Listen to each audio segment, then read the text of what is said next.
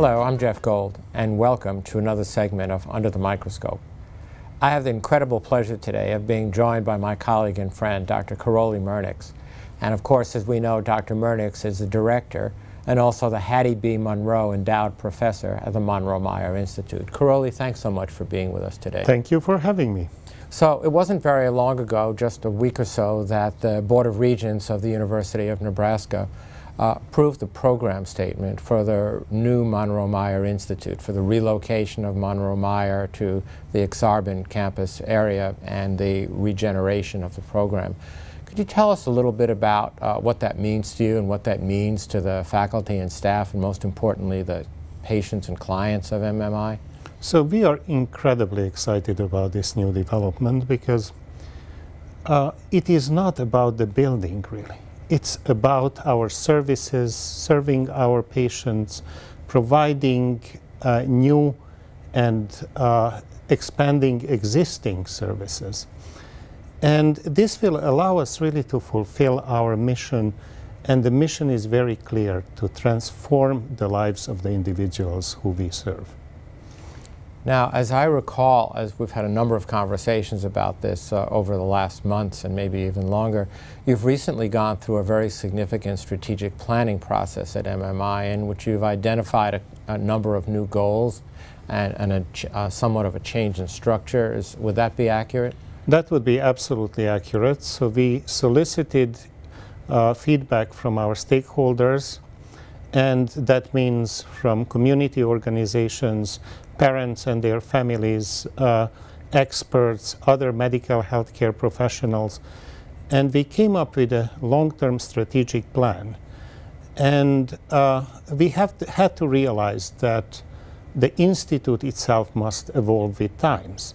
And what it means is that some services perhaps will be changing, some services will be merged, new services will emerge. And the important thing here is that we have to realize that we live in a world where technology is at the core of our services.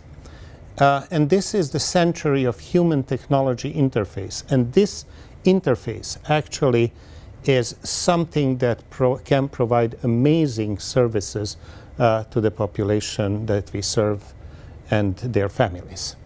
So that actually gets me to my next question, because moving to the Ak-Sar-Ben campus, the Pacific campus area of UNO, really creates at least the potential for significant collaboration with the University of Nebraska at Omaha faculty and students and staff.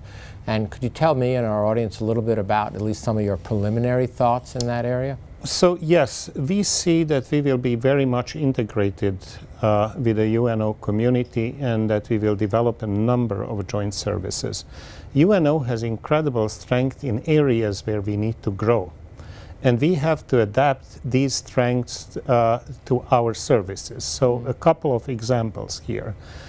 We definitely want to expand our services to patients with limited mobility. And obviously, with Dr. Nick Sturgio, this would be a great collaboration on biomechanics. The second would be a great collaboration on communication with speech-language pathology and with various other constituents in education. The third would be clearly with our next-door neighbors, and that will be with the Peter Kiewit Institute and the engineers. And we can see their training opportunities, research opportunities, joint projects. And finally, perhaps surprisingly to some, but not to us, we just had an incredible meeting with Lou Paul and the College of Business Administration. And it seems to be that we have so many things in common about assessing human behavior that we are actually planning quite a bit of projects together. Well, that's very exciting. I know Dean Pohl is very excited, as are many members of the UNO faculty.